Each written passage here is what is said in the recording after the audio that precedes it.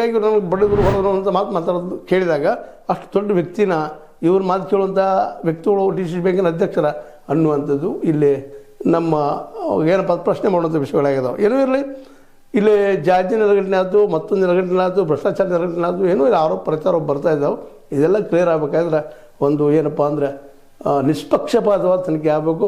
ಯಾಕಂದರೆ ಇಲ್ಲಿ ಎರಡು ಕಡೆ ಪ್ರಭಾವಿ ಇದ್ದಾರೆ. ಒಂದು ಕಡೆ ನಮ್ಮ ಲಕ್ಷ್ಮಣ ಸವದಿ ಮತ್ತು ಅವ್ರ ಮಗ ಇದ್ದಾರೆ, ಇನ್ನೊಂದು ಕಡೆ ಈ ಕರಿಯಣ್ಣವರಿಂದ ಜೊಲ್ಲೆಯವರು ಅನ್ನೋಕ್ಕಿಂತಲೂ ಜಾರಕಿಹೊಳಿ ಅವರು ಇದ್ದಾರೆ. ಹೀಗಾಗಿ ಇವರಿಬ್ಬರ ಒಂದು ತಾಕತ್ತಿಗೆ ಮನಿ ಇದೆ. ಸತ್ಯವರೆಗೆ ಬಂದರೆ ಆ ಸತ್ಯದ ಒಂದು ತನಿಖೆ ಆಯ್ತು ಅಂದರೆ ಆ ವರದಿ ಮೇಲೆ ಮುಂದಿನ ಹೆಜ್ಜೆ ನೀಡಬೇಕಾಗ್ತದೆ. ಮತ್ತು ಈಗಾಗಲೇ ಸೌದಿಯವರು ಮತ್ತು ಅವ್ರ ಮಗ ಮಾತಾಡಿ ನೋಡಿದಾಗ ನಾವು ಮಾಡೇ ಇಲ್ಲ, ನಾವು ಹೊರಗೆ ಬಂದೇ ಬರ್ತೀವಿ, ನಾವು ಪ್ರೂವ್ ಮಾಡ್ತೀವಿ ಅನ್ನೋಂಥ ಮಾತು ಗಮನಿಸಿದಾಗ ಇದು ಕರಿಯಣ್ಣವ್ರಿಗೆ ಇದನ್ನು ಆರೋಪವನ್ನು ಏನಪ್ಪ ಅಂತಂದ್ರೆ ದೃಢೀಕರಿಸುವುದು ಭಾಳ ಕಷ್ಟ ಆದೀತು ಅಂತೇಳಿ ಒಂದು ಸಣ್ಣ ಸಂಶಯ. ನೋಡು ಏನಾಗ್ತದೆ.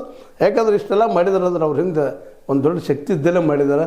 ಇಲ್ಲಾಂದ್ರೆ ಅಥಣಿ ಭಾಗದ ಈ ಗಟ್ಟಿಮುಟ್ಟ ಆಸಾಮಿ ನಮ್ಮ ಸೌದಿಯವರು ಎದುರು ಹಾಕೊಳ್ಳಿಕ್ಕೆ ಹೋಗ್ತಾ ಇಲ್ಲ ಅನ್ನೋದು ಸೂಕ್ಷ್ಮವಾಗಿ ಅವಲೋಕನ ಮಾಡಿದಾಗ ಗಮನಕ್ಕೆ ಬರುವಂಥ ವಿಷಯ. ಏನೋ ಆಗಲಿ ನೋಡೋಣ ಇದರಲ್ಲಿ ಯಾರು ಸತ್ಯವಂತರು ಯಾರು ಸುಳ್ಳುವಂತರು.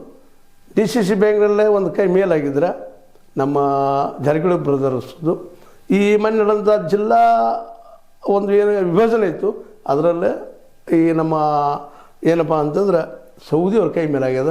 ಈಗ ಯಾರ ಕೈ ಮೇಲಾಗ್ತದೆ ಈ ಕಾಲದಲ್ಲೇ ಅಂತ ನೋಡೋಣ ಇದನ್ನು ನಾಳೆ ದಿನ ಏನು ಡೆವಲಪ್ ಆಗ್ತಾವೆ. ಆದ್ರೆ ಈ ಅಥಣಿ ಮಾತ್ರ ಇವತ್ತು ಒಂದು ರೀತಿಯಿಂದ ನಮ್ಮ ಇವರ ಸೌದಿಯವ್ರ ಹಿಂದೆ ನಿಂತಿದ್ದು ಎದ್ದು ಒಂದು ಸತ್ಯ ಆಗಿತ್ತು, ಕಣ್ಣಿ ಕಾಣೋದು ಸತ್ಯ ಆಗಿತ್ತು ಅಂತ ಹೇಳ್ತಾ ನಿಮಗೆ ಲೈಕ್ ಆಗಿರ್ಬೋದು, ಲೈಕ್ ಮಾಡಿ, ಶೇರ್ ಮಾಡಿ, ಕಮೆಂಟ್ ಮಾಡಿ, ಜೊತೆ ಸಬ್ಸ್ಕ್ರೈಬ್ ಮಾಡಿ. S16 ನ್ಯೂಸ್ ಅರ್ಧ ದೇಶದ ಸತ್ಯ ಕೈಗೊಂಡು ವಂದನೆಗಳು.